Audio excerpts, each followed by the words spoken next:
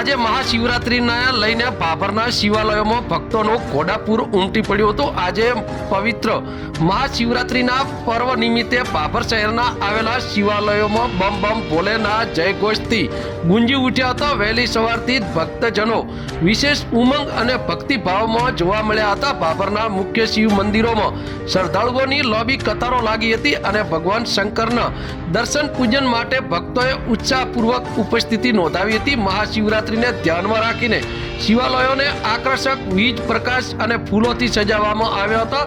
મંદિરોની પરિસરમાં ભક્તિમય વાતાવરણ છવાયું હતું। અનેક સ્થળોએ રુદ્રાભિષેક, મહાપૂજા, શિવલિંગ પર દૂધ, બીલીપત્ર, ધતુરા અને ગંગાજળ અર્પણ કરવાની વિધિ કરવામાં આવી હતી। પૂજારીઓ દ્વારા વૈદિક મંત્રોચ્ચાર સાથે વિશેષ પૂજા યોજાતા ભક્તોએ ભક્તિભાવથી ભાગ લીધો હતો। આ મંદિર પ્રથમ મંદિર હતું જાલેશ્વર મહાદેવ।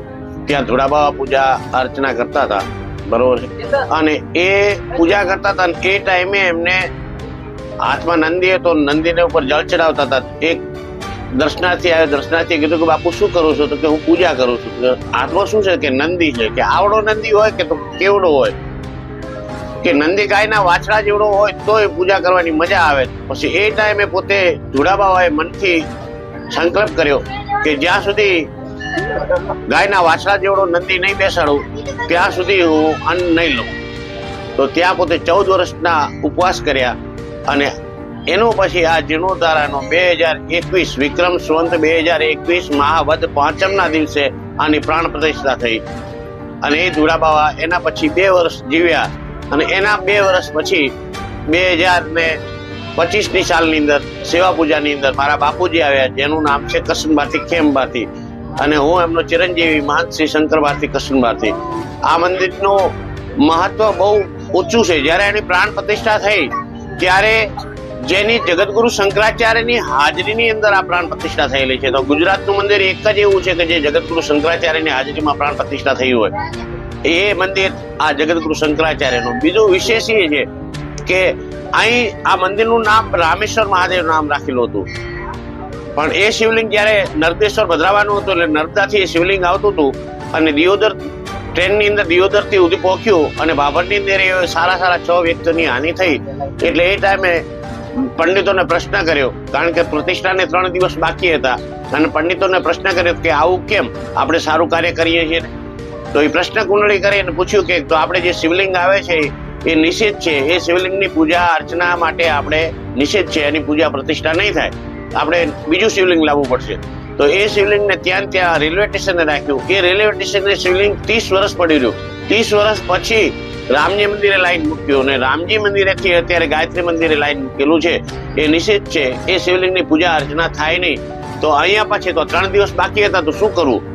તો નગરજનો ટેન્શનમાં ચિંતામાં આવી ગયા કે આપણે 3 દિવસ બાકી છે ને આપણે પૂજા અર્ચના માટે આની પ્રાણ પ્રતિષ્ઠા કરવાની, તો નર્મદાનો લિંક ક્યાંથી લાવશું? તો એ ટાઈમે ધોળા બાબાએ કીધું શિવલિંગ એક જગ્યાએ પડ્યું છે, તમે માંગણી કરો, બાકી પછી હું ધણી થઈ જઈશ કે તો સારું। તો એ ટાઈમે શિવલિંગ પડ્યું હતું દેવદરબારની અંદર, કાશીનાથ બાપુનું લાવેલું હતું એ શિવલિંગ। તો એ કાશીનાથ બાપુએ શિવલિંગ લાવ્યું હતું મંદિર બનાવવા માટે, ત્યાં જોરદાર ભવ્ય મંદિર બનાવવું હતું એમને, એટલા માટે લાવ્યું હતું। તો કાશીનાથ બાપુ જતા રહ્યા, એમના પછી શિવનાથ બાપુ આવ્યા, શિવનાથ પછી હુકમનાથ બાપુ આવ્યા। તો એ ત્રણેયમાંથી એકેય એનું પ્રાણ પ્રતિષ્ઠા કરી ન શક્યા।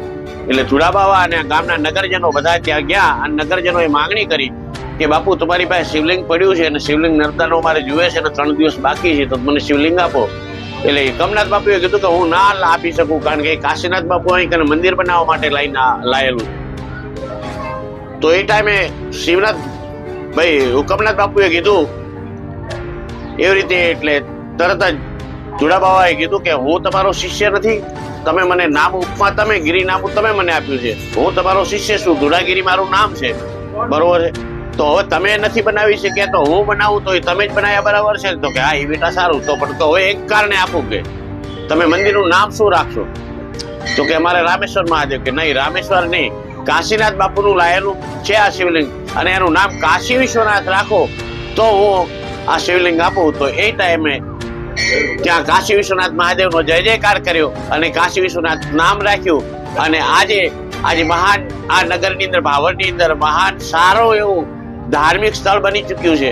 અને અહીંયા દર્શનાર્થીઓ ઉમટી પડ્યા છે અને આજે સવારી છે તો એ સવારીના પણ દર્શન કરવા માટે લાભ લેવા માટે દરેક નગરજનો અહીંયા હાજર છે.